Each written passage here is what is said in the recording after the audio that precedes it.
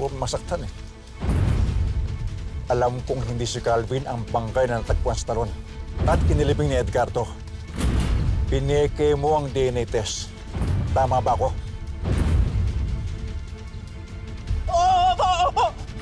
Pineke ko ang binigay na DNA kay Edgardo para mapaniwala si Calvin nito. Sino nang utos sa'yo? Sino? Sasabihin ko po. Pero parang awa nyo na nakikiusap ako. May mga anak ko ako, maawa kayo.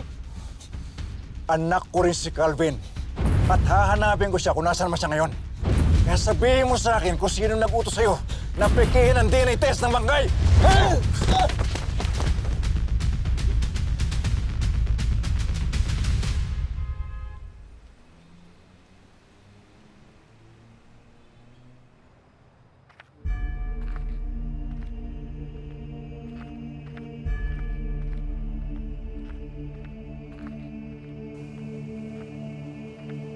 Anak, sigurado po ba kayo na handa na po kayong harapin si Edgardo? Hindi po ba delikado? Siya pa rin ang tunay na ama ni Elias. Kailangan kong harapin si Edgardo para tapusin ang lahat ng kaguluhang ito. Tane, dito ka na lang. At sana, walang makakaalam na kinita ko si Edgardo. Lalong-lalo na si Elias. Mangako ka sa akin. Sa lahat ng pinagdaanan ko sa buhay, pati na nangyari sa palangga, wala na akong kinakatakutan.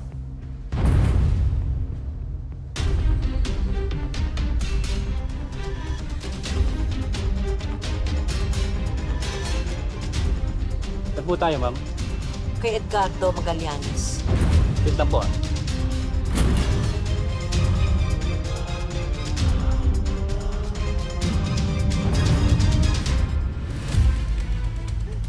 Si Rebecca!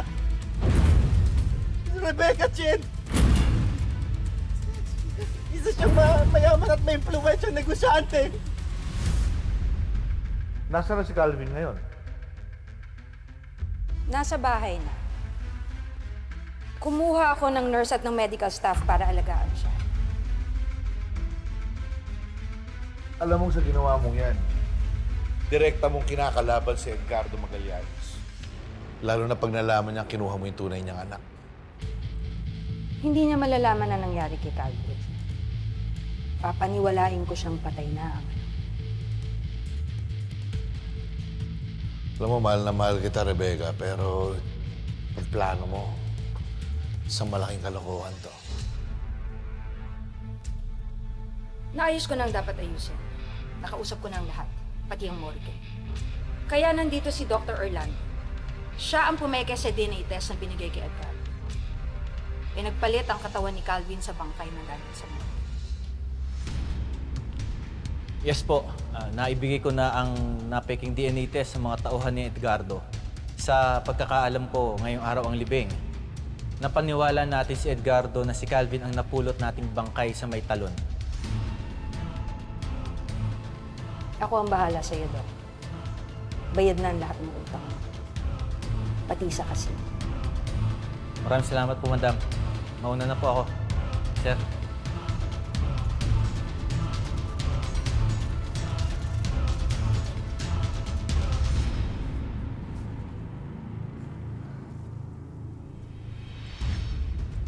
Mag-ingat ka, Rebecca.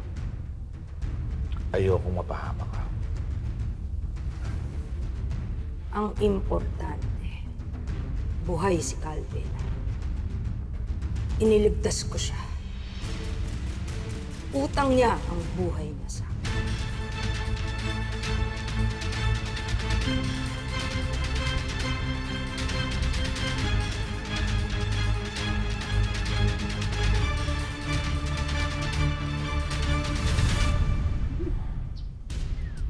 Rebecca Chen. Kukunin ko ang anak ko kung nasaan man siya ngayon. Oras na sinaktan ni Rebecca ang anak ko. Ako mismo papatay sa kanya. Nasabi ko na po lahat ng alam ko. Marang awa niyo na. Sayang ka, Dok. Marami akong kilalang doktor pero mababait at tapat sa tungkulin. Panira ka sa propesyon ng mga doktor.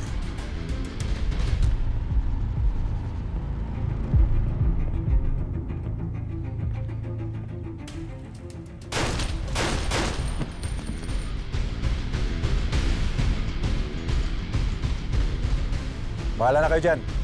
Bilisin nyo. May pupuntahan lang ako. Amang, ano pong plano niya? Babawiin ko ang anak ko si Calvin. Hahanapin ko yung sinasabi niyang Rebecca Chen. Alam kong alam niya kung nasaan si Calvin.